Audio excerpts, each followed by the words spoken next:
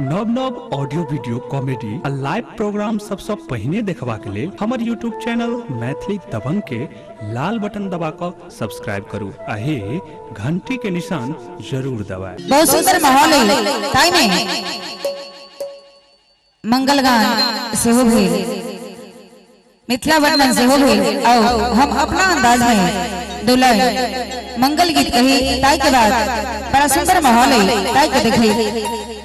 अपने सबके बीच कुछ और रखो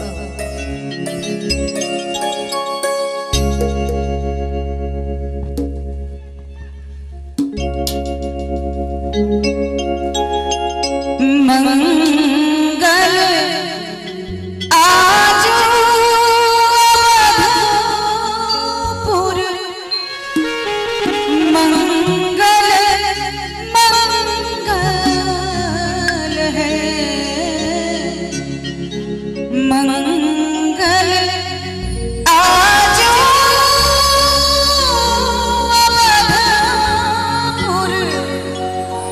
मंगल मंगल है आहे मंगल